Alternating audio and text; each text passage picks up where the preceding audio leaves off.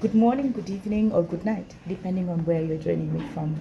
This morning, I'd like to take 10 minutes of my time to share career success points in response to the many queries that I receive on my different social media accounts from friends and strangers alike in terms of how to really create positive and productive work experiences, as well as how to land a good job and to keep it.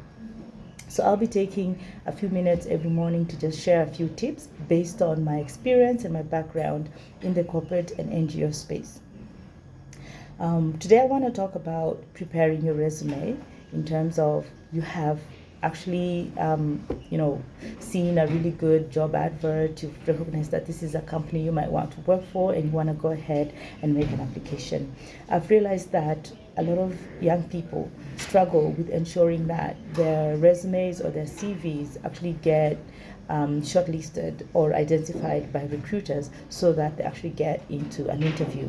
And it doesn't matter how qualified you are if your resume cannot be picked out or singled out by the recruiter for an initial interview, a screening interview usually, that it's very, very difficult for you to finally get into that job that you've been dreaming about. So I wanted to just go through 3 main issues that you really want to highlight and think about when you are applying for a job. Number one is that you want to make sure that you understand the requirements of the job. What are the qualifications and experience that are being asked for? Now, a big mistake that a lot of young people make is generating the same resume or CV for every job application. This does not work because every company has its jargon and has its requirements. They're looking for different things. What you want to do is take a good look at what has been outlined, what language have they used to describe the kind of person they want.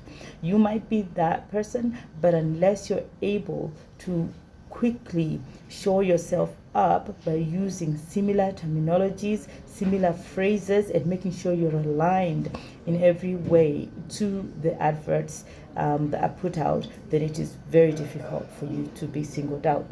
Now, this happens whether or not a company is using a bot or a computerized system to shortlist, or they're using humans. In the case of humans, a regular recruiter has very few seconds to go through your resume because they're basically looking at more than 100, 200,000 resumes for every job application. So they have very few seconds to skim over your specific resume and figure out whether you're worth a screening interview.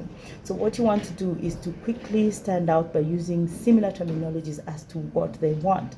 For instance, if the job is a training and facilitation officer role, for instance, you want to use terminologies that are used.